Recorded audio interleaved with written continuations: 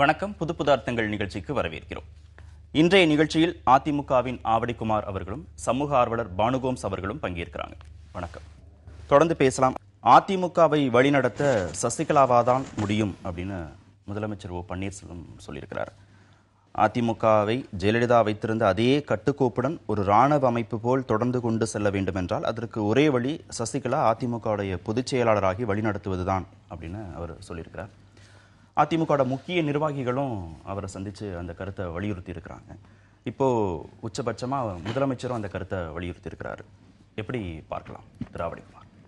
இல்லை, இது அனைத்து இந்திய அண்ணா திராவிட முன்னேற்ற கழகத்தின் தொண்டர்கள் அவர்களுடைய எண்ணங்கள், உணர்வுகள், அதை நிர்வாகிகள் வெளிப்படுத்தியிருக்காங்க.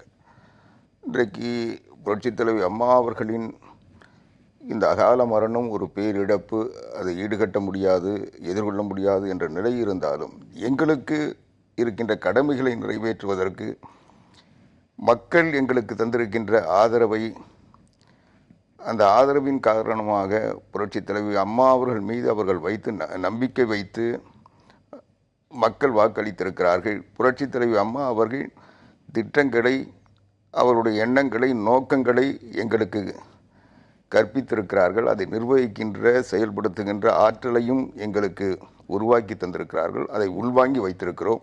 அதை வைத்து எங்களுக்குள் ஒற்றுமையை நிலைநிறுத்தவும், புரட்சித் தலைவி அம்மா அவர்கள் எதை நினைத்தார்களோ அதை நிறைவேற்ற வேண்டும் என்ற கடமையை உணர்ந்ததன் காரணத்தால் புரட்சித் தலைவி அம்மா அவர்களோடு அவர்களுடைய இன்ப துன்பங்களில், அவர்களுக்கு பாதிப்பு வந்த நேரத்திலும், அவர்கள் துன்பத்தில் துவண்ட நேரத்திலும் அவர்களுக்கு ஆறுதலாக, அனுசரணையாக, உதவியாக இருந்து அவர்களோடு அவர்களுடைய உணர்வுகளை முழுமையாக அறிந்தவர், தெரிந்தவர் என்பது மட்டுமல்லாமல் அனைத்து இந்திய அண்ணா திராவிட முன்னேற்ற கழகத்தின் அத்தனை தொண்டர்களும் எல்லா மட்டங்களிலும் இருக்கின்ற நிகழ்வுகளையும் செயல்களையும் புரட்சித் தலைவி அம்மா அவர்களுக்கு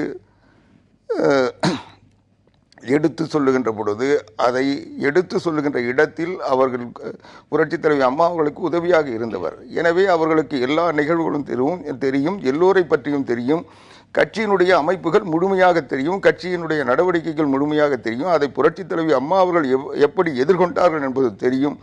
இதையெல்லாம் வைத்து இன்றைய நிலையில் எப்பொழுதுமே ஒரு சோகத்துக்கு ஆறுதல் சொல்லுவது எல்லா கட்சியை சார்ந்தவர்கள் எங்களுடைய எதிரிகள் இயல்பு. ஆனால் அந்த ஆறுதலை வைத்து எங்களை ஆற்றுப்படுத்துவதாக நினைப்பதை விட அந்த ஆறுதலில் அவர்கள் எவ்வளவு அரசியல் லாபம் பெறலாம் என்று இந்த அசாதாரண சூழ்நிலையை, எங்கள் கட்சியை பலவீனப்படுத்த, எங்களுடைய இந்த சோக சூழ்நிலையை பயன்படுத்தி அவர்கள் முயல்வார்கள். அதுதான் அரசியல். அதற்கு நாங்கள் இடம் தராமல் எங்களுடைய கட்டுக்கோப்பை உறுதிப்படுத்துகின்ற வகையில், புரட்சித் தலைவி அம்மா அவர்கள் முன்வைத்த திட்டங்களை நிறைவேற்றுகின்ற வகையில் எங்களுக்கு ஒரு பாதுகாப்பான தொடர் நடவடிக்கையின் ஒரு பகுதி தான் இன்றைக்கு மரியாதைக்குரிய சின்னம்மா அவர்கள் இதை தொடர வேண்டும் என்று நாங்கள் முடிவெடுத்திருக்கிறோம். இன்னும் சொல்ல போனால் புரட்சித் தலைவி அம்மா அவர்கள் இருந்த அத்தனை காலங்களிலும் சின்னம்மா என்ற பெயரை எல்லோரும் அழைத்திருக்கிறோம். இன்னைக்கு ஒன்று புதுசாக வந்து சின்னம்மான்னு சொல்ல, சிலர் சொல்கிறாங்க சின்னம்மான்னு சொல்கிறாங்க. சின்னம்மான்னு இன்னைக்கு சொல்லலை, நாங்கள் ஆரம்ப கட்டத்திலேருந்து அம்மா இருக்க சொல்லியே தான் சொல்லிகிட்டு இருக்கோம். அதனால் இது எதுவுமே புதியது இல்லை. அவர்கள் நேரடி அரசியலுக்கு வருவது வேண்டுமானால் புதியதாக இருக்கலாம். அவர்கள் அப்பொழுது கூட புரட்சித் தலைவி அம்மா அவர்களை தொடர்ந்து செயற்குழு உறுப்பினராக வைத்திருந்தார்கள். அவர்களை நீக்கப்பட்டதற்கு பிறகு கூட மறுபடியும் அவர்கள் செயற்குழு இணைத்து செயற்குழு கூட்டங்களில் கலந்து கொண்டிருக்கிறார்கள். கடந்த செயற்குழுவிலே கூட சின்னம்மா அவர்கள் கலந்து கொண்டிருக்கிறார்கள். எனவே எதுவுமே புதியது இல்லை. இந்த செய்தி வேண்டுமானால் உங்களுக்கு புதியதாக இருக்கலாம். எங்களுக்கென்று ஒரு கட்டுக்கோப்பு இருக்கிறது, எங்களுக்குள்ள ஒரு ஒற்றுமை இருக்கிறது. அந்த ஒற்றுமையின் கட்டுக்கோப்பின் வெளிப்பாடு தான் இந்த நிகழ்வு. நீங்கள் எப்படி பார்க்குறீங்க? அதாவது அதிமுகவை பொறுத்தளவில் இப்போ ஒரு கிரைசிஸ், மிகப்பெரிய கிரைசிஸ் அந்த கட்சிக்கு. ஆட்சியில் இருப்பதனால அந்த கிரைசிஸினுடைய அளவு அதிகமாகவே இருக்கிறது. அப்போ ஆட்சியில் எந்த விதமான டிஸ்டர்பன்ஸும் இல்லாமல் இன்னும் 4 வருடங்கள் அவர்கள் தொடரணும் அப்படின்னு நினச்சா, அவர் சொல்கிற மாதிரி அதே கட்டுப்பாட்டோடு இந்த கட்சியை கொண்டு செல்ல வேண்டிய ஒரு அவசியம் இருக்கிறது. அப்போ கட்சிங்கிற ஃப்ரண்ட்லேருந்து பார்க்கும்போது இதுதான் அதிமுகவின் அடுத்த செயல்பாடாக, அடுத்த நகர்வாக இருக்குங்கிறதுல யாருக்குமே இது புதிதான செய்தி அல்ல. இந்த கட்சி இந்த மாதிரியான ஒரு கிரைசிஸை சந்தித்தா இந்த மாதிரியான ஒரு நகர்வை நோக்கித்தான் அதுதான் நிகழும் அப்படிங்கிறது எல்லாருக்குமே தெரிந்த ஒரு விஷயம்.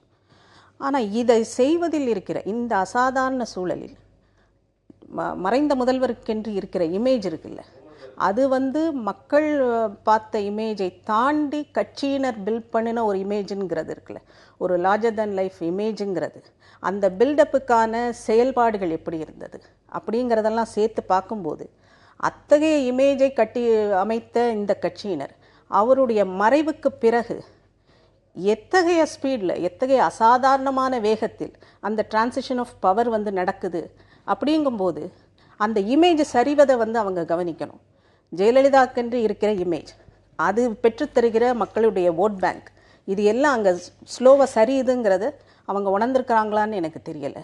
ஆனால் ஜெயலலிதாவின் இடத்தில் இன்னொருவரை அமர்த்துவது இந்த வேகத்தில் நடத்தும்போது இவர் சொல்லி தான் நான் கேட்குறேன், அதிமுகவை சேர்ந்தவர்கள் இவர் மட்டும்தான் அதை சொல்கிறார், அம்மாவின் இடத்தை யாராலும் நிரப்ப முடியாது, ஆனால் இந்த இடத்துல எங்களுக்கு அந்த அவசியம் இருக்குன்னு சொல்கிறார். அந்த வார்த்தை வந்து இந்த இதில் கூட இல்லை, முதலமைச்சர் சொல்லி இருக்கிற அந்த அறிக்கையில் கூட இல்லை. அப்போ இது வந்து ஜெயலலிதாவுக்கு நீங்கள் கட்டியமைத்த மக்கள் ஏற்படுத்திய அந்த இமேஜ் வந்து பெரிய அளவில் சரிகிறதுங்கிறத கவனத்தில் கொள்றாங்களா எனக்கு தெரியல. இப்போ சசிகலா இல்லாமல் வேற யாரையாவது அந்த இடத்துல வச்சா அந்த இமேஜ் சரியாது இல்லை அவங்க பார்வை. இல்லை இல்லை, யார் வந்தாலும் அதை தான் சொல்கிறேன். கட்சியினர் வந்து இந்த கட்சி எப்படி நடந்ததுன்னா ஒரு ஒன் மேன் ஆர்மி மாதிரி கட்சி நடந்தது. அப்போ அவருடைய இடத்தில் வேறு யாரை வைத்தாலும் நீங்கள் ஒரு சாஸ்திரத்துக்காவது இல்லை ஒரு கர்ட்டசிக்காவது இந்த வார்த்தையை சொல்லணும், அவருடைய இடத்தை வேறு யாராலும் நிரப்ப முடியாதுங்கிற வார்த்தையை சொல்லிட்டு இந்த ஸ்பீடில் இந்த டிரான்சிஷன் ஆஃப் பவர் நடந்திருந்தது அப்படின்னா அதை வந்து இவங்க சரியான பகுதியில் ரெண்டையும் பேலன்ஸ் பண்ணி கொண்டு போகிறாங்கன்னு இருக்கலாம்.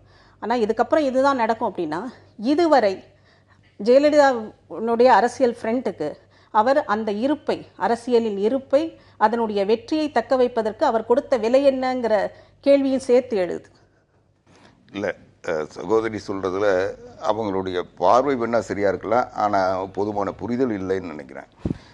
ஏன்னா இன்றைக்கு புரட்சித் தலைவி அம்மா அவர்களுடைய இடத்தை யாராலும் ஈடுகட்ட முடியாது, அதை நிறைவேற்ற முடியாது என்பதில் மாறுபட்ட கருத்தே இல்லை. அம்மா வந்து அனைத்து இந்திய அண்ணா திராவிட முன்னேற்ற கழகத்திற்கு மட்டும் ஈடுகட்ட முடியாதுன்னு இல்லை, தமிழ்நாட்டுக்கே ஈடுகட்ட முடியாத ஒரு தலைவர். புரட்சித் தலைவி அம்மா அவர்களுடைய இடத்தை வேற எந்த தலைவரும் தமிழ்நாட்டில் ஈடுகட்ட முடியாது. அது வந்து ஒவ்வொரு அதிமுக தொண்டர்கள் மட்டும் இல்லை, இன்னைக்கு தமிழ்நாட்டு மக்களே அதை வெளிப்படுத்திக்கிட்டு இருக்காங்க. அதனால எங்களுக்கு வந்து புரட்சித் தலைவி அம்மா அவர்கள் செயல்கள், அவருடைய திட்டங்கள், அவருடைய நோக்கங்கள், அவருடைய மக்கள் நலத்திட்டங்கள், அவருடைய தமிழ்நாட்டுக்கான ஜீவாதார உரிமைகளுக்காக போராடிய அந்த வேகம், அந்த போராட்ட குணம், இன்னும் சொல்ல போனால் தமிழ்நாட்டில் பெண்களை ஆண்களுக்கு நிகராக உயர்த்த வேண்டும் என்ற அந்த முயற்சி, இது எல்லாம் எந்த நிலையிலும் ஒரு சின்ன பின்னடைவு கூட சந்திக்காது. முழுமையாக அம்மாவினுடைய திட்டங்களை நிறைவேற்று தான் எங்கள் பணி. எலெக்ஷன் மேனிஃபெஸ்டோ இருக்கு, அதை இந்த அரசாங்கம் 5 ஆண்டுகளில் நிறைவேற்றும். அது அம்மா தந்த வாக்குறுதி, அது நாங்கள் தந்த வாக்குறுதியாக அதை நிறைவேற்றுவோம். அது மட்டும் இல்லாமல் விஷன் 2023 2023 வரைக்கும் எங்களுக்கான திட்டங்கள் அம்மா ஏற்கனவே தயார் செஞ்சு தந்துட்டு இருக்காங்க. அதனால அதை நிறைவேற்ற போறோம். நீங்க பாத்தீங்கன்னா கூட இன்றைக்கு சகோதரி சொல்றது போல எந்த மாற்றமும் வரல. இன்றைக்கு முதலமைச்சர் உடனடியாக தேர்வு செய்யப்பட்டு அமைச்சரவை மாற்றப்பட்டு புதிய அமைச்சரவை பொறுப்பேற்று இன்றைக்கு சட்ட கடமையை நிறைவேற்றி ஆட்சியை தொடர்ந்து தொய்வில்லாமல் நடத்துவதற்காக உடனடி நடவடிக்கை எடுத்தோம். அது எங்களுடைய சட்ட கடமை. மக்கள் எங்களுக்கு தந்திருக்கின்ற தீர்ப்பின் அடிப்படையில் எங்களுடைய துக்கம் எவ்வளவு இருந்தாலும் எங்களுடைய கடமையிலிருந்து நாங்கள் தவறக்கூடாது. அதுதான் இன்றைக்கு இருக்கின்ற நிலைமையுடைய நாங்கள் பதவி போய் ஏற்றுக்கணுன்றதுக்காக இல்லை. அந்த நேரத்தில் வேற என்ன மாற்று இருக்கு? நாங்கள் அடுத்தவங்களுக்கு இடம் கொடுத்துட்டு உட்காந்துருக்க முடியாது. அரசியல் எந்த ஒரு நிமிஷம் நம்ம தாமதப்படுத்தினாலும் விளைவுகள் மாறக்கூடும். அதையெல்லாம் இடம் தராமல் அதை செஞ்சோம். அதே போல அடுத்த கட்டம் கட்சியை நடத்தணும், கட்சியில பிரச்சனை இல்லாமல் செய்யணும், கட்சியை ஒற்றுமைப்படுத்தணும், அதனுடைய அடுத்த கட்டத்துக்கு நகரணும். அப்போ அதுக்கு பொதுச் செயலாளர் ஒருத்தர் தேர்ந்தெடுத்து தான் ஆகணும். அதுக்கான முயற்சியில தான் ஈடுபட்டிருக்கோம். இன்னும் மாற்றம் எதுவும் வரல, பொதுச் செயலாளர் உறுதிப்படுத்தல, அந்த சின்னமா இன்னும் கூட அதுக்கு ஒப்புதல் தரல. அதுக்கான முயற்சி தான் செஞ்சிருக்கோம். நான் முடிச்சிடுறேன். ஆனா அதே நேரம் அம்மாவினுடைய உணர்வுகளை முழுமையா செஞ்சிருக்கோம். இன்னைக்கு பாத்தீங்கன்னா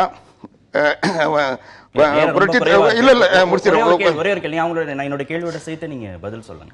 இப்ப நீங்க சொல்றபடி பார்த்தா பொதுச் செயலாளர் ஆக்குவதன் மூலமாக, விரைவாக பொதுச் செயலாளராக சசிகலாவை ஆக்குவதன் மூலமாக ராணுவ கட்டுப்பாடோட இந்த கட்சி இருக்கும், தொடர்ந்து அந்த கட்சியை வந்து எடுத்துட்டு போக முடியும், வெற்றி நடை நோக்கி எடுத்துட்டு போக முடியும், தமிழகத்துடைய பிரச்சனைகளை தீர்க்க முடியுங்கிறதா வாதம், அதுக்காக இவங்க கொண்டு வரணுங்கிறது தான். கட்சியினுடைய கட்சி கோப்பை கட்டுப்பாட்டை உறுதிப்படுத்த முடியும். எங்களுடைய தேர்தல் கமிஷனுக்கு பொதுச் செயலாளர் இடத்தை நாங்கள் வேக்கண்டா வச்சிருக்கோன்னு சொல்லிட்டே இருக்க முடியாது. அதை உடனடியாக ஒரு இடம் வந்து காலியா இருக்க சொல்ல அதை முழுமையாக அந்த இடத்துக்கு ஒரு தேர்ந்தெடுத்து அனுப்ப வேண்டியது எங்க கட்சியினுடைய கடமை. அதை நாங்க வந்து அந்த முயற்சியில ஈடுபடாம வைக்கிறாங்க அப்படின்னா, இப்ப இது நீங்க தேர்தல் சார்ந்து எடுக்கக்கூடிய எங்க கட்சியினுடைய விதிகளை நாங்கள் கடைபிடிக்கணும். ஒரு பொதுச் செயலாளர் இல்லைன்ற ஒரு சூழ்நிலை வர சொல்ல ஒரு பொதுச் செயலாளர் தேர்ந்தெடுத்து ஆகணும். அது அவங்களோட விமர்சனம் என்னன்னா, கட்சியை கட்டுக்கோப்பா வச்சுக்கணுங்கிறதுக்காக எடுக்கப்படக்கூடிய நடவடிக்கைகள் அவங்களுக்கு வந்து ஒரு அந்த முதலமைச்சருடைய ஜெயலலிதா அப்படிங்கிற அந்த பிம்பத்தை வந்து கொஞ்சம் கொஞ்சமா வந்து குறைச்சிட்டே வருது. அதிமுகவுடைய செல்வாக்கு படிப்படியாக குறையுது. இவங்களை முன்னிலைப்படுத்துவதன் மூலமாக நாங்கள் வந்து சட்ட ரீதியான நடவடிக்கைகளுக்கு சட்ட பாதுகாப்பையும் எங்களுடைய கட்சியை பாதுகாக்கின்ற முயற்சியில தான் இப்ப ஈடுபட்டு இருக்கோம். ஆனால் புரட்சி தலைவி அம்மா அவர்கள் எதை நினைத்தார்களோ, எதை செயல்படுத்த வேண்டும் விரும்பினார்களோ அதையெல்லாம் செயல்படுத்திட்டு இருக்கோம். இன்னைக்கு பாத்தீங்கன்னா தமிழ்நாடு வேற மாநிலங்கள்ல இருந்து, இன்னும் சொல்ல வெளிநாட்டில இருந்தெல்லாம் வந்து அம்மாவனுடைய நினைவகத்தில் வந்து அஞ்சலி செலுத்துறாங்க, கதறாங்க, கண்ணீர் வடிக்கிறாங்க. ஆனா அதை முடிச்சுட்டு வெளியே வந்தீங்கன்னா அம்மாவினுடைய எண்ணப்படி அவங்களுடைய மனசுல இருந்த அந்த உணர்வை செயல்படுத்துகின்ற பொழுது வகையில் அனைத்து இந்திய அண்ணா திராவிட முன்னேற்ற கழகம் அவர்கள் அனைவருக்கும் உணவு வழங்கி கொண்டிருக்கு. காலையிலிருந்து இரவு வரைக்கும் அங்க வர்றவங்க அத்தனை பேரும், அந்த கதறவங்க அத்தனை பேரும் அங்க சாப்பிட்டுட்டு அம்மா சாப்பாடுன்ற திருப்தியோட அவங்க வெளியே போறாங்க. அது அனைத்து இந்திய அண்ணா திராவிட அம்மாவுடைய எண்ணத்தை நிறைவேற்றுறோம். அங்க குடிக்கிறது தண்ணீர் இருந்து எல்லாமே தந்துகிட்டு இருக்கோம். அதே போலவே இன்னைக்கு பாரத் ரத்னாவை விருது வழங்கணும்னு மத்திய அரசாங்கத்தை கேட்டிருக்கோம். அது மட்டும் இல்ல, நாடாளுமன்ற வளாகத்தில் அம்மாவுடைய உருவ சிலையை அமைக்கணும்னு சொல்லியிருக்கோம். இன்னும் சொல்ல போனா அந்த 15 கோடி ரூபாய் செலவில் கலை நுணுக்கத்தோடு ஒரு நினைவகத்தை உருவாக்குறதுக்கு, அதுவும் இந்த புரட்சி தலைவி அம்மா அவருடைய பிறந்த நாளான பிப்ரவரி 24க்குள்ள செய்யணும்னு சொல்லி உடனடியாக முடிவெடுத்து முதல் அமைச்சரவை கூட்டத்திலே தீர்மானம் போட்டு அதுக்கான நடவடிக்கையில் ஈடுபட்டிருக்கோம். ஆக அம்மாவினுடைய புகழை எந்த வகையில் வெளிப்படுத்த முடியுமோ, அதை தக்க வைக்க முடியுமோ அதற்கான முயற்சியில் நாங்கள் தொடர்ந்து ஈடுபட்டிருக்கோம். தமிழ்நாட்டில் மட்டும் இல்ல, டெல்லியிலும் அனைத்து இந்திய அண்ணா திராவிட முன்னேற்ற கழகம் புரட்சி தலைவி அம்மா அவர்களுக்கு ஒரு நிலையான நினைவு சின்னத்தை உருவாக்கும், அவர்களுடைய புகழை, அவருடைய கொள்கைகளை பரப்புகின்ற முயற்சியில் முழுமையாக ஈடுபடும். திரும்ப நீங்க எந்த அடிப்படையில், இந்த புரிதல் அடிப்படையில் நீங்க இந்த வாதத்தை வச்சீங்க? சசிகலாவை முன்னிலைப்படுத்துவதன் மூலமாக, இல்லை இது அவங்க இதுல காட்டுற வேகம் அப்படிங்கிறது அதிமுகவுக்கு பின்னடைவு, செல்வாக்கு குறையுதுங்கிற வாதத்தை நீங்க எப்படி வச்சீங்க? ஏன்னா நான் இவருடைய ஓபிஎஸோட ஸ்டேட்மெண்ட்டையும் நான் சொல்லிட்டேன். அதெல்லாம் மாற்று கருத்து இல்லவே இல்லை. சசிகலாவை முன்னிலைப்படுத்துவதில் மாற்று கருத்து இல்லவே இல்லை, இந்த இயக்கத்தில் இல்லை. அப்படி ஒரு மாற்று கருத்து கொண்டிருப்பவர்கள் எவரேனும் இருந்தால் அவர் இக்கட்சியின் தொண்டன் இல்லை, ஜெயலலிதாவின் பிள்ளை இல்லை, எம்ஜிஆரின் உடன்பிறப்பு இல்லை அப்படிங்கிற வாதத்தை அவர் வந்து வைக்கிறார். மாற்று கருத்து இயக்கத்திலே இல்லைங்கிறத வந்து அவர் சொல்றாரு. இருந்தாலும் அவங்க வந்து இந்த ஜெயலலிதாவுடைய பிள்ளை கிடையாது, கட்சியுடைய தொண்டன் கிடையாது, எம்ஜிஆருடைய பிறப்பில்லை அப்படிங்கிற அந்த வாதத்தையும் அவர் வைக்கிறார். அப்ப எல்லாருமே சேர்ந்து இந்த கருத்தை ஏத்துக்கிட்டாங்கன்னு தானே புரிஞ்சுக்க வேண்டியதாக இருக்கிறது. அப்ப எப்படி நீங்க செல்வாக்கு குறையும் எப்படி ஜஸ்டிஃபை பண்றீங்க? அதாவது செல்வாக்கு குறையும்னோ அதிமுக பலமிழக்கும்ங்கிறதோ இப்போ இல்லை. ஆனால் இவர்களுடைய இந்த வேகம், அதாவது நீங்கள் கொடுத்த இமேஜ், ஒரு அந்த மறைந்த முதல்வருக்கு மக்கள் வைத்திருந்த அபிமானம், அன்பு, அதையெல்லாம் தாண்டி கட்சியினர் அவங்களுக்கு கொடுத்தாங்கல்ல ஒரு இமேஜ், மிகப்பெரிய இமேஜ், அது வந்து அவருடைய இடத்தை நிரப்புவதற்கு இன்னொருவர், இவர் தான் சசிகலா தான் வருவார் என்பது பெரிய மாற்றுக்கருத்தெல்லாம் இல்லை, அதுதான் நடக்குங்கிற மாதிரியான ஒரு இதுதான் இருந்தது. அது கட்சியினருக்கு மட்டும் இல்லை, தமிழக மக்களுமே அதுதான் நடக்கும் அப்படிங்கிற மாதிரி தான் இருந்தோம். ஆனால் அந்த வேகம், எந்த வேகத்தில் எந்தவித இதுவும் இல்லாமல் ஒரு வருத்தமோ இதுவோ வெளிப்படுத்தப்படாமல், ஏன்னா ஒரு சமயத்தில் இவர்களெல்லாம் பதவியேற்கும்போது மிகுந்த வாய்விட்டு அழுததெல்லாம் நாம் பார்த்தோம். அதெல்லாம் தான் அந்த இமேஜ், அவங்க கொடுத்த அந்த இமேஜ் பில்டப் இருக்கு இல்லையா, அது வந்து அவருடைய மறைவுக்கு பிறகு அந்த மாதிரி எந்த விதமான இதுவும் இல்லாமல், ஏன்னா நீங்கள் அந்த மாதிரி ஒன்று செஞ்சுருக்கும்போது, அது ஒரு எக்ஸ்ட்ரீம் லெவல், அதை செய்து நீங்கள் தமிழக மக்கள் முன்னால் காமிச்சிருக்கும்போது, அவருடைய மறைவுக்கு பிறகு நடக்கிற செயல்கள் எவ்வளவு வேகமாக எவ்வளவு ஸ்மூத்தாக நடக்குதுங்கும்போது அது ஒரு இராணுவ கட்டுப்பாட்டை உணர்த்துகிறது, அதில் மாற்றுக்கருத்து இல்லை. ஆனால் நீங்கள் யாரை ரீப்ளேஸ் பண்ணுறீங்கும்போது அவருக்குண்டான அந்த முக்கியத்துவம் அந்த இடத்தில் சரிகிறது. நீங்கள் கொடுத்த இமேஜ் வந்து மிகப்பெரிய சரிவை சந்திக்கிறதுங்கிறதையும் அந்த கட்சியினர் உணர்ந்துக்கிடணும். ரெண்டாவது இவர் தான் வருவார், இவருடைய செயல்பாடு எப்படி இருக்கும்னு நமக்கு தெரியாது. அவர் பேசி கூட மக்கள் யாரும் கேட்டதில்லை. அப்போ இவருடைய அடுத்த அரசியல் செயல்பாடு எப்படி இருக்கும், ஜெயலலிதா மாதிரியே செயல்படுவாரா, கூடவே இருந்து ஒருவரை தெரிந்து கொள்வது வேறு, தன்னுடைய இயல்போடு சேர்த்து அதை செயல்படுவதுங்கிறது வேறு. தனி மனித செயல்பாடுகள்ங்கிறது அவரவருக்கு உண்டான இயல்போடு சேர்ந்து தான் வரும். ஒருவரை பார்த்து அவரை இதை தெரிந்து கொண்டதனாலேயே நாம் அவரை போல செயல்பட முடியுங்கிறது ஒரு எதிர்பார்ப்பாக இருக்கலாம். அது நடக்குமாங்கிறது தெரியல. அப்போ சசிகலா மீதான செயல்பாட்டு விமர்சனங்கள் இப்போதைக்கு வைக்க முடியாது. அவர் எப்படி செயல்படுவார்ங்கிறது இனிதான் தெரியும். ஆனால் இந்த டிரான்சிஷன் நடக்கிற விதம், இந்த கட்சி ஒன்மேன் ஆர்மியாக இருந்தது, அது இப்படி நடக்குதுங்கும்போது கேள்விகள் அதை ஒட்டி வருவதுங்கிறது. இந்த மோர்னிங் பீரியட்னு ஒன்று இருக்குது இல்லையா, இந்த 7 நாட்கள், இந்த 7 நாட்களுக்கான இடம் கூட அந்த மறைந்த முதல்வருக்கான அந்த ஸ்பேஸ் கொடுக்கப்படுகிறதா, இல்லை அது அப்படியே அந்த பவருக்கான அடுத்த நகர்வுகளை நோக்கி போய்விட்டதா அப்படிங்கிற கேள்வியெல்லாம் அதில் இருக்கு. இல்லை, இப்போ சகோதரி சொல்றதுக்கு ஓரளவுக்கு உண்மை இருக்கு. ஆனால் அதுக்கான சூழல் ஏன் வந்ததுன்னா, இந்த 7 நாட்கள்ல 10 நாட்கள் கூட நாங்கள் காத்திருக்க தயார். ஆனால் இந்த 10 நாட்களுக்குள் இதை எதிரிகள் அல்லது விசமிகள் இதை ஒரு சர்ச்சையாக்குறாங்க. இன்றைக்கு நாங்கள் மௌனமாக இருந்தோம்னா ஒரு அப்பாவி தொண்டர்கள், தொலைதூரத்தில் இருக்கின்ற தொண்டர்களிடம் தவறான கருத்துக்கள் போயிட்டு இருக்கு. இன்னைக்கு இப்ப ஓபிஎஸ் விளக்கம் சொன்னதுல இது இருக்கு. ராணுவ கட்டுக்காப்போடு கட்சி இருக்கு. சசிகலாவை ஏத்துக்காதவங்க ஜெயலலிதாவுடைய பிள்ளை கிடையாது, எம்ஜிஆருடைய வாரிசு கிடையாதுன்னு சொல்லுகிற போது நீங்க 7 நாட்கள் இல்ல, 10 நாட்கள் இல்ல, 10 மாதங்கள் கழிச்சு அறிவிச்சாலும் அதான இறுதி முடிவு. இப்போ ஒன்றும் நாங்க பொதுக்குழு கூட்டில ஒரு முடிவு எடுத்துடல, இப்பவும் அதுதான் நடந்துட்டு இருக்கு. ஆனால் சில விளக்கங்கள் தொண்டர்களை, எல்லா மட்டங்களிலும் இருக்கின்றவர்களை போய் சென்றடையாததில் அடுத்து என்ன நடக்கும், இவர் எங்களுக்குள்ளே இவர் தான் பொதுச் செயலாளர்னு ஒருத்தர் சொல்றாங்க, இன்னொரு பத்திரிகையில் இவர் தான் எழுதுறாங்க, இன்னொரு தலைவர் அவர் இருக்கணும்ட்டு அவர் சொல்றாரு, இணையதளத்தில் எல்லாரும் விமர்சிக்கிறாங்க, கட்சியில் இல்லாதவங்க எல்லாம் பொதுச் செயலாளர் ஆக்க போறாங்க, ஒரு நடிகர் பொதுச் செயலாளர் கட்சியை நடத்த போறாருலாம் பரவிட்டு இருக்க சொல்ல, இதை எத்தனை நாளைக்கு நாங்கள் அப்படியே பார்த்துட்டு இருக்க முடியும்? அப்போ எங்களுக்கு திசை காட்ட வேண்டிய கடமை எங்களுக்கு இருக்குல்ல. எங்க கட்சியில ஒரு சிதைவு வருவதற்கு மற்றவர்கள் விரும்புவாங்க. அது அரசியல்ல கொஞ்சம் ஏமாற்றம், ஒரு தாமதமே ஏமாற்றத்தை உருவாக்கும். இன்னும் சொல்ல போனா புரட்சி தலைவர் எம்ஜிஆர் மறைந்த நேரத்தில் என்ன நடந்தது நாங்க பார்த்தோம். அந்த கொஞ்சம் ஒரு இடைவெளி ஒரு பிரச்சனை உருவாக்கி கட்சியை 2 ஆக்கி 2 சின்னங்களாக்கி ஒரு பெரிய பாதிப்பை சந்திச்சோம். அவருடைய இறப்பின் ஏற்பட்ட அந்த சுவடு மறைவதற்குள்ள பாதிப்பை சந்திச்சோம். எங்களுக்குள்ள ஒருத்தருக்கு ஒருத்தர் மோதல், எங்களுக்குள்ள பிரச்சனைகள் இது வளர்ந்தது. அந்த நிலை வந்துடக்கூடாதுன்றதான் இப்போ நாங்கள் முன்னெச்சரிக்கையா இருக்கிறோம். இன்னும் சொல்ல போனா சின்னம்மா அவர்கள் இது முதலமைச்சர் பதவியை ஏற்கனவே சொல்லி தான் ஓபிஎஸ் உள்பட எல்லாரும் சொன்னாங்க. ஆனா அவங்க அதை வேண்டாம் நீங்களே இருங்கன்னு சொல்லி அவங்க வற்புறுத்தி தான் அவங்கள வச்சாங்களே ஒழிய எங்களுக்கு அடுத்த சாய்ஸ்ன்றது அவங்க தான் இருந்தாங்க. அதுல எந்த மாற்று கருத்தும் இல்லை, அது எல்லார் மட்டத்திலையும் தெரியும். அப்படி இருக்க சொல்ல அவங்க இன்னைக்கு கூட அவங்க இதுவரைக்கும் அவங்க ஏத்துக்கல, அவங்கள வற்புறுத்திட்டு இருக்காங்க. 2 நாளைக்கு முன்ன ஓபிஎஸ் தலைமையில் மூத்த அமைச்சர்கள் போய் கோரிக்கை வச்சாங்க, அப்ப ஏத்துக்கல. மறுபடியும் நேற்றைக்கு கட்சியினுடைய அவைத்தலைவர் மதுசூதன் அவர்கள் தலைமையில் போய் கோரிக்கை வச்சிருக்கோம். இன்னும் அவங்க ஏத்துக்கிறேன்னு சொல்லல. அவங்க வேற சில மாற்று யோசனைகளை சொல்லிட்டு இருக்காங்க. அந்த யோசனைகள் எங்க நிர்வாகிகளுக்கு திருப்தியா இல்லை, அவங்களே இருக்கணும்னு விரும்புறாங்க. அது இன்னும் இனி வரக்கூடிய நாட்கள்ல கட்சியினுடைய நலன் கருதி நல்லது நடக்கும் எதிர்பார்க்குமாறு வைத்தது ரொம்ப முக்கியமான வாதம் தான். சுருக்கமாக உங்களுடைய கட்சிக்குள்ளேயும் நிறைய குழப்பங்கள், வெவ்வேறு விதமான குரல்கள் வந்துட்டு இருக்கு. அவர் சொல்ற மாதிரி வெளியில இருந்தும் இந்த கட்சியை பிளவுபடுத்துவதற்கான முயற்சிகள் செய்யப்படுகிறதா அவர் குற்றம் சாட்டுறாரு. அப்போ இதுக்கெல்லாம் நாங்க ஸ்பேஸ் கொடுத்துட முடியாது, ஏற்கனவே எங்களுக்கு அனுபவமும் இருக்கு. அப்ப நாங்க ஸ்பேஸ் கொடுக்காம செய்யணும்னா இதைத்தான் நாங்க செய்யணும். எல்லோரும் விரும்பக்கூடிய, எல்லோரும் முன்னிலைப்படுத்தக்கூடிய ஒருத்தரை கொண்டு வருவதற்கான இதை நாங்க தள்ளி போட முடியாதுங்கிறாரு. அது நியாயமான வாதம். அது நியாயமா? நான் தான் முதல்ல ஆரம்பிக்கும் போதே அதை தான் சொன்னேன். இந்த மாதிரியான ஒரு இது நடக்கத்தான் செய்யும்.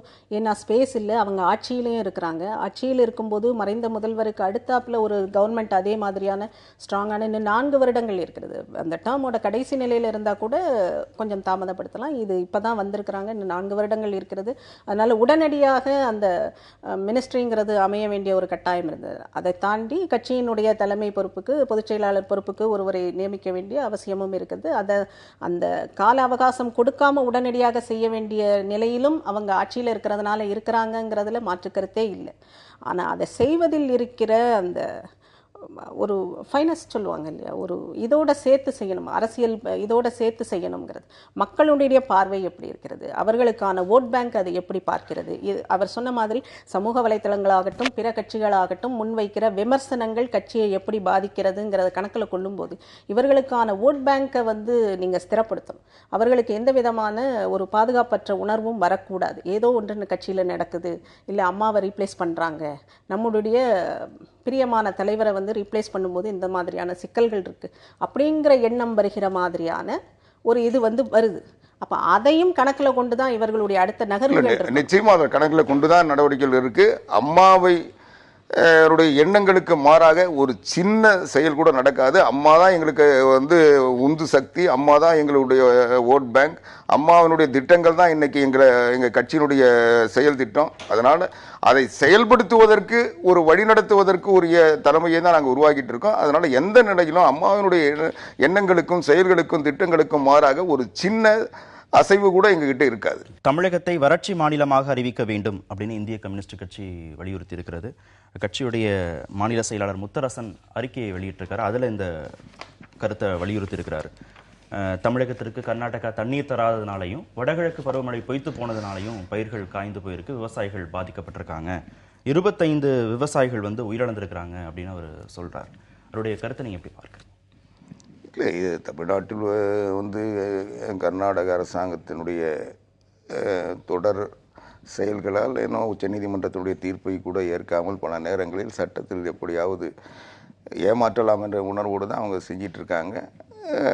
அதனுடைய நீட்சியாக தமிழ்நாடு இயற்கையாகவே மழை இந்த ஆண்டு போதுமான மழையோ இல்லை இன்னும் உரிய மழை கூட பெஞ்சதா மாதிரி தெரியல. இந்த சூழ்நிலையில் ஒரு இயற்கையும் செயற்கையும் சேர்ந்து ஒரு மிகப்பெரிய பாதிப்பை சந்தித்திருக்கிறது. ஆனால் இந்த பாதிப்பிலிருந்து மக்களை காப்பாற்றுவதற்காக தமிழ்நாடு அரசாங்கம் புரட்சித் தலைவி அம்மா அவர்கள் எடுத்த நடவடிக்கைகள், அவர்களுக்கு தேவையான நிவாரண நடவடிக்கைகள் எடுத்து அவர்களுக்கு எல்லா வகையிலும் அந்த பாதிப்பிலிருந்து மீட்பதற்குரிய முயற்சிகளை செய்து கொண்டிருக்கிறோம். இப்படிப்பட்ட சூழ்நிலையில் இன்றைக்கு இதை மீறி இன்னும் மழை வரும் எதிர்பார்க்குறோம். அதையும் மீறி வரலன்னா அவர்களுடைய பாதிப்பிலிருந்து மீட்பதற்கு வறட்சியை அறிவித்து அதுக்குரிய நடவடிக்கைகள் எடுப்பது ஒன்றும் சந்தேகம் இல்லை. ஆனால் மாநிலம் முழுவதும் அறிக்கின்ற போது மத்திய அரசாங்கம் தான் அதை செஞ்சு அதுக்குரிய நிதியை தரணும். அதுக்கான சூழல் வந்தவுடன் நிச்சயமாக கேட்பாங்க. அது கரெக்டு தான் அவர் சொல்லியிருக்கிறது. பிரச்சனைகள் மிகப்பெரிய அளவில் இருக்குது. காவிரி தண்ணீர் வராததுனால கூட அந்த பிரச்சனை இன்னும் கொஞ்சம் வீரியம் பெற்றது, அதெல்லாம் கரெக்டு. அவர் கேட்டிருப்பது கோரிக்கையும் சரி, வறண்டமான இதாக அறிவிக்கணும். ஆனால் அதை தாண்டி இது வந்து ஒவ்வொரு முறையும் தொடர்ந்து நிகழ்கிற ஒரு இதாக போகுதுங்கும் போது அப்போ இதனுடைய தீர்வு ஒரு வறண்ட மாநிலமாக அறிவித்து அதற்கான நிவாரணத்தை கொடுப்பதுங்கிறது அந்த வருடத்துக்கான ஒரு தற்காலிகமான ஒரு இது. ஆனால் அதை தாண்டி நிரந்தரமான ஒரு தீர்வை நோக்கி போகணும்னா ஒரு மிக தெளிவான வரையறுக்கப்பட்ட ஒரு விவசாய கொள்கைங்கிறது மாநில அளவிலும் தேவை, தேசிய அளவிலும் தேவை. அதை நோக்கி கட்சிகள் பேசணும் அப்படிங்கிறது தான் என்னுடைய இது. எதிர்கட்சிகள் நழுவி செல்வது ஏன் அப்படின்னு ரூபாய் நோட்டு விவகாரத்தில் பிரதமர் மோடி கேள்வி எழுப்பியிருக்கிறாரு. குஜராத் மாநிலத்தில் நடைபெற்ற நிகழ்ச்சி ஒன்றில் பேசும்போது அவர் இந்த கருத்தை சொல்லியிருக்கிறாரு. 500 ரூபாய் 1000 ரூபாய் நோட்டுகள் செல்லாது என்று அறிவிக்கப்பட்ட விவகாரம் தொடர்பாக நாடாளுமன்றத்தில் விவாதம் நடத்துவதற்கு எதிர்க்கட்சிகள் முன்வராமல் நழுவி செல்வது ஏன் அப்படின்னு கேட்குறாரு. எப்படி பார்க்கலாம்? அது கரெக்டு தான். ஏன்னா இந்த செஷன் ஃபுல்லாகவுமே அப்படியே டீப் ஃப்ரீஸ்க்கு போயிடும் அப்படிங்கிற மாதிரி தான் தோணுது. ஏன்னா அவங்க விவாதத்துக்கு வாங்கன்னு சொல்லி தான் ஆளும் கட்சியில் கூப்பிடுறாங்க. அப்போது மக்களவையில் மிகப்பெரிய கூச்சலும் குழப்பமும் அதுதான் நிகழ்த்திக்கிட்டு இருக்காங்களே தவிர எதிர்க்கட்சிகள் இல்லை பிற கட்சிகள் அனைத்துமே, ஆளுங்கட்சி தவிர்த்து பிற கட்சிகள் அனைத்துமே ஒரு ஆக்கப்பூர்வமான விவாதத்தில் ஈடுபட்டு அரசினிடமிருந்து பதில்களை வாங்குவது, இந்த டிமானிட்டைசேஷன் திட்டம் அதனுடைய அமலாக்கம் திட்டத்தின் நோக்கத்தை வந்து யாரும் குறை சொல்கிற மாதிரி தெரியலை. எல்லா கட்சிகளுமே ஏற்றுக்கொண்ட ஒன்று தான். அப்போ அமலாக்கத்தில் பிரச்சனைகள் வருகிறதுங்கும்போது அந்த பிரச்சனைகளை பேச வேண்டிய இடம் இது. பாராளுமன்றத்திலேயோ மக்களவையிலோ நீங்கள் பேசி அதற்கான பதிலை வாங்கி குறைகளை சுட்டி காட்டி சிலவற்றிற்கு இதை எப்படிலாம் வந்து அடுத்த இதுக்கு எடுத்துகிட்டு போக போகிறாங்கங்கிறதுக்கு கேட்டு பதில் வாங்கி மக்களிடம் தெரிவிக்க வேண்டிய ஒரு கடமை மற்ற கட்சி உறுப்பினர்களுக்கு இருக்குது. ஆனால் அது எதுவுமே செய்யாமல் நான் வந்து அங்கே பேசினேன்னா பெரிய பூகம்பமே வெடிக்கட்டும், சுனாமியே வரட்டும், என்ன மிகப்பெரிய அழிவு வேண்டுமானாலும் இவருடைய பேச்சு அதிர்வை உருவாக்கட்டும். ஆனால் அது பாராளுமன்றத்துக்குள்ளே பேசுவதை யார் தடுப்பது? வெளியிலேருந்து இந்த மாதிரியான ஒரு பெரிய ஆங்கிரி யங் மேன் மாதிரியான ஒரு இமேஜை வந்து கிரியேட் பண்ணுறதுல தான் எல்லா கட்சிகளும் அவரவர் இமேஜ் கிரியேஷனில் தான் கவனம் செலுத்துகிறார்களே தவிர ஆக்கப்பூர்வமான செயல்பாடுகளில் 1% கூட நடக்கிற மாதிரி தெரியல. விவாதம் நடத்துவதற்கு மத்திய அரசு தயாராக இருந்தும் ஏன் எதிர்க்கட்சிகள் நழுவி செல்கின்றன? இல்லை, அது சகோதரி சொல்கிறது தான் அதுக்கு பதில். அவரவர்கள் தங்களுடைய இமேஜை கிரியேட் பண்ணுறதுக்கு அதை பயன்படுத்துகிறாங்க. அதில் பிரதமர் கொஞ்சம் கூடுதல் கவனம் செலுத்துகிறாருன்னு எனக்கு தோணுது. ஏன்னா நாடாளுமன்றத்தை நடத்த விடவில்லை எதிர்க்கட்சிகள் என்பது உண்மை. ஆனால் அந்த சூழல் ஏன் வந்தது? இதை வந்து அறிவித்தவர் பிரதமர். இன்னும் சொல்ல போனால் அமைச்சரவையில் இருக்கின்ற மற்றவர்களுக்கு கூட அதில் தொடர்பு இல்லாமல் ஒரு ரகசியத்தை காப்பாற்றினேன், ரகசிய தன்மையோடு இதை வெளிப்படுத்தினேன், இந்த நடவடிக்கைகள் கசிந்து விடக்கூடாது என்பதற்காக ரகசியம் காப்பாற்றப்பட்டது. 1-2 பேரை தவிர மற்றவர்களுக்கு இது தெரியாது. சொன்னது வந்து சரி. அதில் வந்து ஒரு அரசாங்கம் இவ்வளவு பெரிய கடுமையான நடவடிக்கைகள் செய்யும் சொல்ல அது அந்த கவனத்தோடு செஞ்சதை வந்து நாம் சந்தேகப்படலை. ஆனால் அந்த ஒரு ரகசிய திட்டத்தை வெற்றிகரமாக செயல்படுத்திய பிரதமர் அதை எதிர்க்கட்சிகள் நாடாளுமன்றத்தில் வந்து நீங்கள் பதில் சொல்லுங்கள், கருத்துக்களை சொல்லுங்கள்னு சொன்னால் இவர் பிரதமர் என்ன சொல்கிறாரு? நீங்கள் பேசுங்க, மற்றவங்க பதில் சொல்லுவாங்கன்னு சொல்கிறாரு. அவர் நாடாளுமன்றத்தில் வந்தால் கூட அவர் பேசாமல் அமைதியாக இருக்கிறாரு. மற்றவங்க அப்போது எதிர்க்கட்சிகள் இந்த விஷயத்தில் 100% பிரதமர் செய்திருக்கிறார். அவர் வந்து பேசினாதான் அது எங்களுக்கு உண்மைத்தன்மை தெரியும். அதனால் அவங்க வந்து அதை கேட்குறதும் சரியாக தான் இருக்குது. ரெண்டாவது, அவர் என்ன சொல்றாருன்னா, இன்னும் சொல்ல போனால் எந்த கட்சியும் இந்த பிரதமருடைய நடவடிக்கைகளை நிச்சயமா சந்தேகப்படலை, எதிர்க்கல. அவரே சொல்றாரு 500,000 ரூபாய் நோட்டுகள் செல்லாது என்று அறிவித்த முடிவை முழுவதும் திரும்ப பெற வேண்டும் என்று மத்திய அரசை வலியுறுத்தும் துணிச்சலும் எதிர்க்கட்சிகளுக்கு கிடையாதுன்றாரு. அப்போ யாருமே அதை வந்து வேண்டான்னு சொல்லலை. அடுத்த வரியில் என்ன சொல்றாரு? ஏனெனில் இந்த முடிவுக்கு நாட்டு மக்களின் ஆதரவு உள்ளதை அக்கட்சிகள் புரிந்து வைத்துள்ளனர். அதுவும் உண்மை. ஆனால் அதுக்கு அடுத்து அவரே பதில் சொல்றாரு, இதனாலே ரூபாய் நோட்டுகள் தொடர்பான முடிவை முறையாக செயல்படுத்த வேண்டும் என்று எதிர்க்கட்சிகள் கோருகின்றனர். முறையாக செயல்படுத்த வேண்டும் என்ற எதிர்க்கட்சிகள் கேட்கறதுல என்ன தவறு? இன்னைக்கு நேற்றைக்கு கூட கர்நாடகாவில் ஒரு பாத்ரூமில் 570 கோடி பிடிக்கிறாங்க. அது எல்லாமே புதிய 2000 ரூபாய் நோட்டு. அதுதான் அவங்க பிடிக்கிறது, கண்டுபிடிச்சதை வந்து நான் சரியான நடவடிக்கை. எந்த கள்ள புழக்கத்தை கள்ள பொருளாதாரத்தை ஒடுக்கணும்னு சொல்லிட்டு நடவடிக்கை எடுத்தாங்களோ அப்போ அவங்களுக்கு 570 கோடி புதிய நோட்டு போய் சேர்ந்துட்ட பிறகு இந்த நடவடிக்கைகள் எந்த வகையில் வெற்றி அடைந்திருக்கின்றன. இன்னைக்கு இதனுடைய பாதிப்பு, இன்னைக்கு கூட ஏடிஎம்ல 2000 ரூபாய் எடுக்கிறதுக்கு இப்போ காலையில் போய் பார்த்தீங்கன்னா ஒவ்வொரு ஏடிஎம்ல ஒரு 20 பேராவது குறைஞ்சது நிற்கிறாங்க. ஆனால் 570 கோடி ஒரு இடத்துல இருந்து எடுக்கிறாங்க. இவ்வளோ சீக்கிரமா இவ்வளோ பணம் வந்து புதிய நோட்டு, அச்சடிச்ச நோட்டெல்லாம் வந்து ஒரு இடத்துல புழங்குதுன்னா பல இடங்கள் இது கண்டுபிடிக்கிறது 1-2.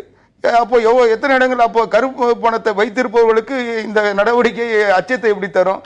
அந்த நடவடிக்கைகள் தோல்வியை நோக்கி தானே போயிட்டு இருக்குன்னு அர்த்தம். என்ன பலனை தந்திருக்கு அப்படின்னு கேட்கிறார் நடவடிக்கை. அவர் சுட்டிக்காட்டிய 2 விஷயங்களை எடுத்துக்கலாம். பிரதமர் வந்து இந்த நோக்கத்தை வந்து எதிர்க்கட்சிகள் எதிர்க்கலை, மக்கள் ஆதரவு இருக்குங்கிறத அவர் சொல்கிறாரு. ரெண்டாவது, எதிர்க்கட்சிகள் இதை சரியான முறையில் இம்ப்ளிமெண்ட் பண்ணுங்கன்னு சொல்கிறாங்க அப்படிங்கிறது. ஆக பிரதமர் வந்து எதிர்க்கட்சிகளின் குரலை கேட்கிறார். ஆனால் எதிர்க்கட்சிகள் இது சம்பந்தமாக குறிப்பாக வைக்க வேண்டிய கேள்விகளை பாராளுமன்றத்தில் போய் வைங்கன்னு சொல்கிறார். பிரதமர் வரவே இல்லைன்னு சொல்கிறதுக்கு இல்லை. முந்தைய பிரதமர் வந்து மன்மோகன் சிங் பேசும்போது அவர் சபையில் வந்து இருக்கிறார். ஆனால் மன்மோகன் சிங்கை தவிர்த்து டிஎம்சியை சேர்ந்தவர்களோ பிற கட்சியை சேர்ந்தவர்களோ பேசும்போது அவர்கள் அந்த விவாதத்தை என்ன மாதிரியாக எடுத்து சென்றார்கள்ங்கிறத நாம் பார்த்தோம். ஒரு பொருள் நிறைந்த விவாதமாக இல்லாமல் ஒரு பொலிட்டிக்கல் ரெட்டாரிக் தான் அந்த இடத்துல இருந்தது. இன்ஸ்பைட் ஆஃப் தட் இவங்க வந்து தங்களுடைய பிரதமர் கேட்கலைங்கிற வாதத்தை, எதிர்க்கட்சிகளினுடைய வாதத்தையே எடுத்துக்கிடுவோம். அவர் வந்து பதில் சொல்ல மறுக்கிறார்னே எடுத்துக்கிட்டால் கூட அதை பாராளுமன்றத்திலும் மக்களவையிலும் விவாதங்களாக பாயிண்ட் பை பாயிண்ட் ரிபட்டலாக வைத்து அதற்கு பிரதமர் பதில் சொல்ல வேண்டும்னு நீங்கள் கார்னர் பண்ணினீங்கன்னா அது வேறு. அவர் வரலை, நாங்கள் பேசுகிற ஒவ்வொரு இதுக்கும் அவர் வந்து உட்கார்ந்து தான் எங்கள் இதை கேட்கணுங்கிறது வேறு. வாக்கெடுப்போடு கூடிய விவாதத்தில் தான் நாங்கள் பங்கெடுப்போம்னு சொல்கிறது. இது எல்லாமே விவாதத்தில் ஈடுபடாமல் அவாய்ட் பண்ணுவதற்கு பிற கட்சிகள் பயன்படுத்துகிற உத்தி. ரெண்டாவது, இவர் கர்நாடகாவுக்கு போனார். கர்நாடகாவில் 570 கோடியை கைப்பற்றினார். ஏன் தமிழ்நாட்டில் 3 நாளாக நடந்துட்டுருக்கு, அதையே இப்போ சொல்ல மறந்துட்டாருன்னு தெரியல, இல்லை அவாய்ட் பண்ணுறாரான்னு தெரியல. இங்கே கைப்பற்றப்பட்ட பணம், சேகர் ரெட்டி இன்னும் 2 பேர், அவர்களுடைய பணம் எங்கிருந்து வந்தது, அவர்களுடைய பின்புலம் யார், எதனால் அந்த பணம் அவர்களுக்கு போய் சேர்ந்தது, அதனுடைய வழி என்ன? அப்போ இந்த மாதிரி மக்களுக்கு சேர வேண்டிய பணம் இந்த மாதிரி மனிதர்களுக்கு போவதற்கு யார் காரணம்? அரசியல் பின்புலமா, இல்லை அவர்களுடைய அதிகார பின்புலமா, இல்லை வியாபாரத்தின் ரீதியாக இருக்கிற பின்புலமா? இதையெல்லாம் சேர்த்து நாமையே கர்நாடகாவுக்கு போனோம், தமிழ்நாட்டிலேருந்தே பார்ப்போமே. அப்ப இந்த மாதிரியான குறைபாடுகளுக்கு யார் விசாரணையில இருக்கு, அது என்ன மாதிரியான நடவடிக்கைகள் யார் வழிவகுப்பதுங்கிறது நான் அதையும் சேர்த்தே சொல்றேன். இன்னைக்கு தமிழ்நாட்டில் கூட புதிய ரூபாய் நோட்டுகள் மொத்தமாக ஒரு இடத்துல போய் சேருதுன்னா அது யாருடைய தோல்வி? இன்னைக்கு அது விசாரணையில் இருக்கு, அவங்க அது கள்ள பணமா நல்ல பணமான்றது நிரூபிக்கிட்டோம், அது வேற. ஆனா நான் சொல்றது ஒரு 2000 ரூபாய் நோட்டுக்காக ஒரு 2 மணி நேரம் நிக்கிற நிலை நாட்டில் எல்லா பகுதிகளிலும் இருக்கு. ஆனா ஒரு இடத்துல அந்த அச்சடித்த புதிய நோட்டுகள் அத்தனையும் குவியுதுன்னா அப்போ இந்த முயற்சியில் ஏற்படுற பின்னடைவு அல்லது தோல்வி தானே? இன்னும் சொல்ல போனா அதுக்கு விளக்கம் சொல்றாரு.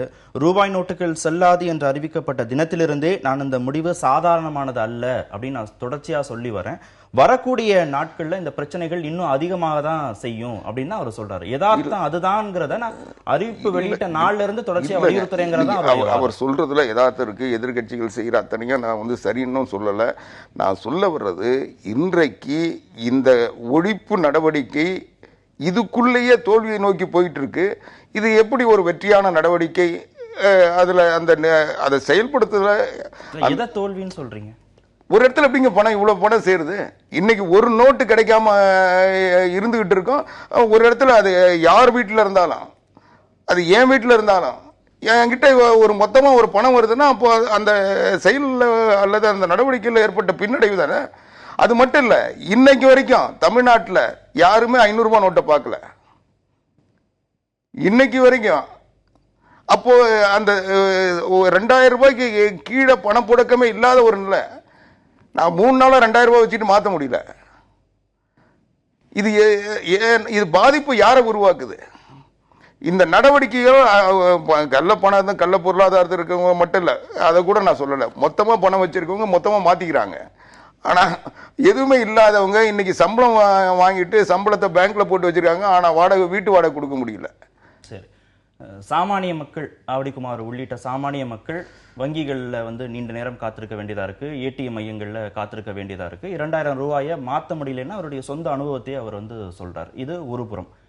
ஆனா இன்னொரு பகுதியில கட்டுக்கட்டாக பணம் கைப்பற்றப்படுகிறது. அப்ப இது யாருக்கு பலனை கொடுத்திருக்கு, என்ன மாதிரியான பலனை தந்திருக்கு, சாமானிய மக்கள் தானே பாதிக்கப்படுறாங்கிறது அவருடைய கேள்வி. அதாவது இந்த திட்டம் எதையெல்லாம் எக்ஸ்போஸ் பண்ணி இருக்குங்கிறத தான் பார்க்கணும். மிகப்பெரிய அளவில் இந்த எக்ஸ்போஷன் நடந்திருக்கு அப்படிங்கிறது. ஒரு பக்கம் கட்டுக்கட்டாக யார் பணம் வச்சிருக்கிறா அப்படின்னு கேட்ட இதை நாம் பார்த்தோம். எல்லாரும் அந்த கருப்பு பணத்தையோ இதையோ அன்அக்கவுண்டட் மணியை அவர்கள் வேறு உருவத்தில் மாற்றியிருப்பாங்க. அசட்ஸ் பல உருவங்களில் அசட்ஸாக மாற்றியிருப்பாங்க. கரன்சி நோட்டுகளாக எத்தனை பேர் வைத்திருப்பாங்க? கரன்சி நோட்டுகளாக வைத்திருக்க வேண்டிய தேவை எந்த அமைப்புகளுக்கு, இல்லை யாருக்கு தேவை அப்படிங்கிற அடிப்படையிலேருந்து அதை ஷார்ட்லிஸ்ட் பண்ணோன்னா யாருக்கெல்லாம் தேவைங்கிற ஒரு இது நமக்கு ஒரு லிஸ்ட் வரும். அப்போ இன்றைக்கு கட்டுக்கட்டாக பிடிக்கிற ரெய்டில் பிடிக்கப்படுகிற அந்த பணம், மிகப்பெரிய கோடிகளில் பிடிக்கப்படுகிற புதிய நோட்டுகள், பழைய நோட்டுகளும் சேர்ந்து பிடிபடுகிறது. அப்போ இதை வைத்திருப்பவர்கள் யார் அப்படிங்கிறது நாம் அந்த லிஸ்ட்டிலேருந்து எடுத்து பார்த்தோன்னா, இந்த பணம் யாருக்கு தேவைப்படுகிறது, இது எதற்கு உபயோகப்படுகிறது, எந்த துஷ்பிரயோகங்களுக்கு உபயோகப்படுகிறது, அதை இயக்குபவர்கள் யார், அவர்களெல்லாம் இந்த திட்டத்தை எவ்வாறு சிதைத்து கொண்டிருக்கிறார்கள். அப்போ சாமானிய மனிதர்கள் கியூவில் நிற்கிறாங்கன்னு ஒரு பக்கம் சொல்லி கொண்டிருப்பவர்களாலேயே அந்த இது சிதைக்கப்படுகிறது. மக்களுக்கு போய் சேர வேண்டிய பணம் கிடைக்க முடியாமல் சிதைக்கப்படுகிறதுங்கிறது ஒன்று, அது எஸ்டாப்ளிஷ் ஆகுது.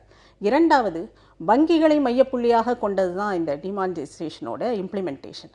அப்போ அந்த இடத்தில் வங்கி மேலாளர்கள் நிறைய பேர் இந்த இடத்துல ஆக்சிஸ் பேங்க், தனியார் வங்கிகள் வந்து இதில் மிகப்பெரிய அளவில் விசாரணைக்கு உள்ளார நிலையை நாம் பார்க்குறோம்.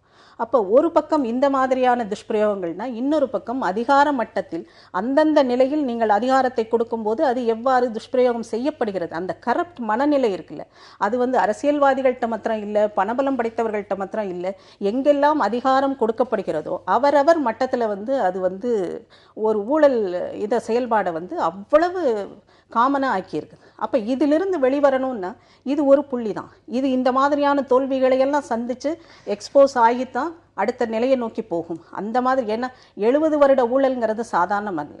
அது ஒருத்தர் மட்டுமே செஞ்சாங்க, இவங்க மட்டுமே செஞ்சாங்கன்னு இல்லை, எல்லோரும் அந்த ஊழலில் நமக்கு எல்லாருக்குமே பங்கு இருக்குது. அப்படிங்கும்போது இதிலிருந்து வெளிவருவது எப்படி? இந்த மாதிரி தவறுகளையும் தடங்கல்களையும் சந்தித்து தான் அடுத்த நிலைக்கு போகணும்.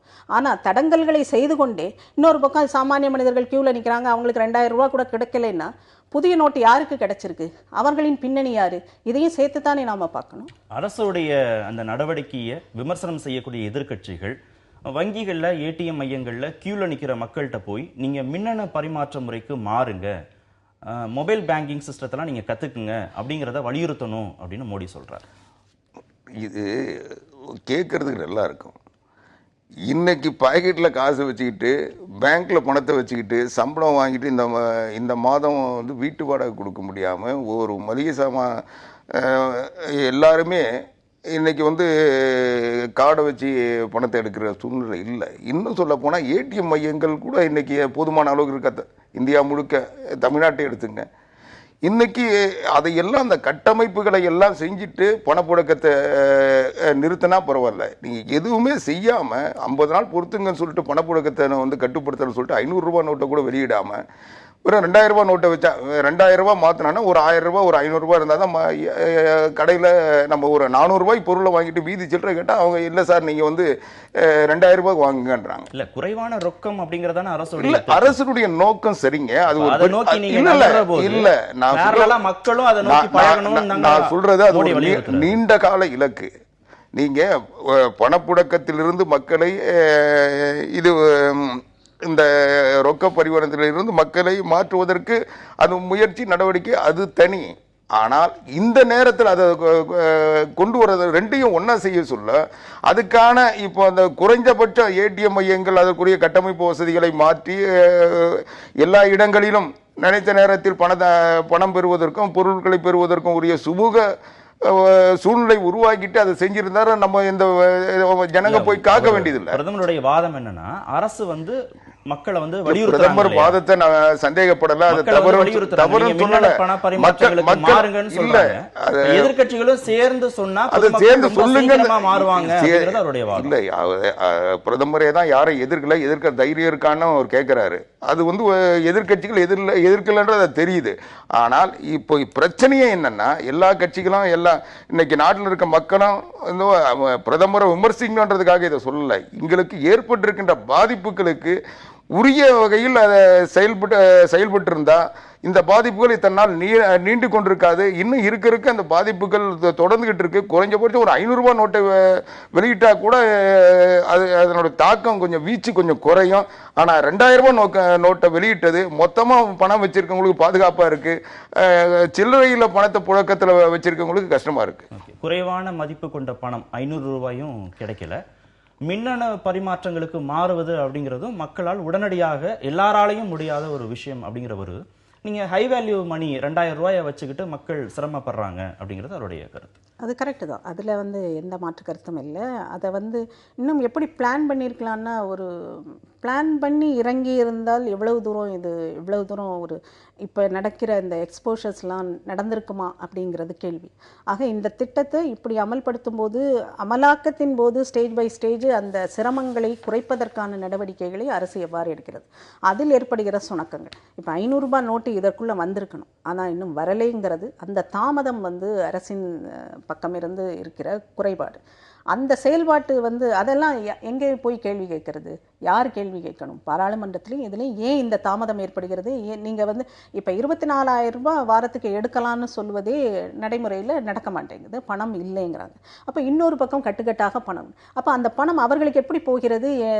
சாதாரணமாக இவர்கள் சொல்கிற அந்த சாமானிய மக்கள், கியூவில் நின்று அவஸ்தைப்படுகிற மக்கள் வாரத்துக்கு 24,000 கூட கிடைக்காம சிரமப்படுறாங்கங்கும்போது, அவங்களுக்கு கோடிக்கணக்கில் போகுதுங்கும்போது அதையெல்லாம் யார் செய்வது? இது அடிப்படையான கேள்வி. அப்போ நம்முடைய ஒத்துழைப்பு, எதிர்க்கட்சிகளின், பிற கட்சிகளின், அந்தந்த மாநில அரசுகளின், அந்தந்த மாநில கட்சிகளின் ஒத்துழைப்பு இந்த இதுக்கு சுத்தமாக இல்லைங்கிறத தாண்டி இதை வந்து டீரெயில் பண்ணுவதற்கான செயல்பாடுகளும் நிறைய நடக்கிறது. நாம் இந்த ரெய்டு வெளிப்படுத்துகிற விஷயங்கள்லேருந்து நாம் பார்க்குறோம். இது ஒரு விஷயம். ரெண்டாவது, இந்த வங்கிகளின் செயல்பாடுகள் இருக்குல்ல, அது ஏற்படுத்துகிற பிரச்சனைகள், அதை வந்து நான் அரசின் மீது வைக்கிற விமர்சனமாக இது மாதிரியான விஷயங்களுக்கு துணை போறாங்கன்னு நம்ம சொல்ல முடியாது. இல்ல, துணை போறாங்க ரீதியா எதுக்குறவங்க எல்லாருமே இந்த மாதிரியான ஆட்களுக்கு துணை போறாங்க, பணத்தை பதுக்குறவங்களுக்கு துணை போறாங்க நம்ம சொல்ல முடியாது. துணை போவது யாரோ அவங்கள மட்டும்தான். யார் துணை போகிறாங்கன்னு நமக்கு தெரியாது. ரெய்டு நடந்து எக்ஸ்போஸ் ஆகும்போது அதற்கு துணை போனவர்கள் யாரோ அவங்கள மாத்திரம்தான் குறையுது. யாருன்னு நாம் குறிப்பிட்டு சொல்வதற்கு அரசும் அந்த பெயர்களை வெளியிடலை, நமக்கும் தெரியாது. ஆனால் யாரோ துணை போய் தான் அந்த செயல் நடக்கிறது. அப்போ துணை போனவர்கள்ங்கிற அந்த டேகுக்குள்ளே தான் அவங்கள கொண்டு வர முடியும். ஆனால் இன்னொன்று, வங்கிகள் தான் மையப்புள்ளிங்கும் போது, இந்த செயல்பாட்டுக்கான அமலாக்கத்துக்கான மையப்புள்ளிங்கும் போது, அந்த வங்கிகள் செயல்படுவதில் வரக்கூடிய பிரச்சனைகள் அதில், ஏன்னா இது கரப்ட் சிஸ்டம் தான், அந்த கரப்ட் சிஸ்டத்தை பிளக் பண்ணுவதற்கான விஷயங்களை செய்யாமல் நீங்கள் வங்கிகளை மையப்புள்ளிகளாக்கும் போது வருகிற பிரச்சனைகள் ஏராளமாக இருக்குது. தனியார் வங்கிகளுக்கு நீங்கள் மிகப்பெரிய அளவில் RBI வந்து புதிய நோட்டுகளை ஒதுக்குகிறதுங்கிறதுலேருந்து அந்த கேள்விகள் ஆரம்பிக்குது. இதெல்லாம் மத்திய அரசை நோக்கி கேட்க வேண்டிய விமர்சனத்துக்குண்டான கேள்விகள். இன்னொரு விஷயம், நாம் எதிர்க்கட்சிகளை குறை சொல்கிற அதே நேரம் நிதின் கட்கரியோட திருமண இதை பார்த்தோம். அவருடைய மகனுக்கோ மகளுக்கோ திருமணம் நடந்தது. அது எவ்வளவு பெரிய பொருட்செலவில் நடந்தது. அப்போ ஆளும் கட்சி இவ்வளவு பெரிய திட்டத்தை வந்து மக்கள் மீது கொண்டு வரும்போது தாங்கள் எவ்வளவு கட்டுப்பாட்டோடு இருக்கிறோம். பிரதமர் மட்டும் இருந்தா போதாது, ஒட்டுமொத்த கட்சியும் அந்த கட்டுப்பாட்டோடு இருக்கு. நிறைய கேள்விகள் இருக்கு. ஆமா, கண்டிப்பா. நிகழ்ச்சியில் பங்கேற்ற இருவருக்கும் மிக நன்றி. மீண்டும் சந்திப்போம். நன்றி, வணக்கம்.